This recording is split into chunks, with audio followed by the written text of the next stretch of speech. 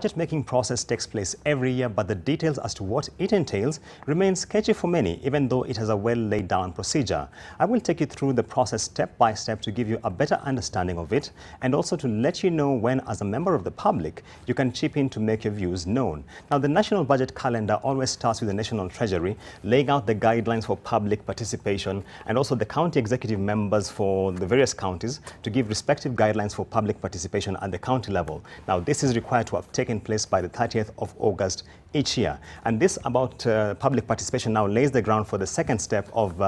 public participation in terms of the budget preparation. And that is by the start of January each year, the Commission on Revenue Allocation is required to submit recommendations on the division of revenue between the national and county governments. In essence, the CRA divides the national cake and proposes how the split between the two levels of government should take place. This should have happened by the 1st of January each year. Now, the third step in the preparation of the budget is that by mid-February each year, the Treasury Cabinet Secretary is expected to table the Budget Policy Statement, or the BPS, and that is before the Parliament. The statement sets out the broad policy objectives which will guide the expenditure of both the national and county governments. Also submitted alongside this are the debt management strategy and the division of revenue bill. Now, that sets the stage for the step number 4 for the budget preparation rather, and that is by the end of February each year, the Parliament is expected to have reviewed and approved the budget policy statement, while the respective county assemblies are expected to have done the same for the county fiscal strategy papers.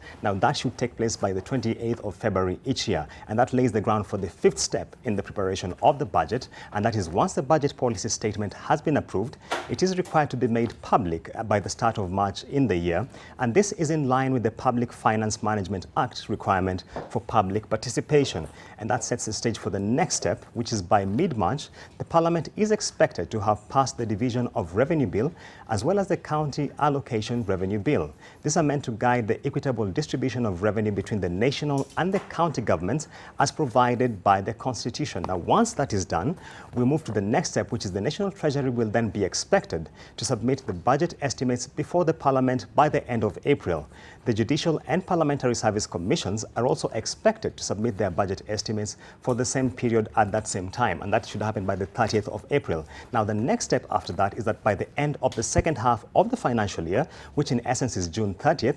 Parliament is expected to have passed the Appropriations Bill, which authorizes the government to spend the funds. This deadline also applies to the county assemblies to approve the expenditure estimates for the next financial year, and that is by the 30th of June. Now, once that is complete, and that is normally deals with the Budget and Appropriations Bill, we move, and that 90 days after the Parliament and the county assemblies have interrogated and approved their respective budget estimates, they are required to have approved the accompanying finance bills, which then give the government the tools to raise the revenue expected to enable them to finance their expenditure. And that is how the budget preparation policy statement takes place, and that is how we are going to the budget reading on Thursday.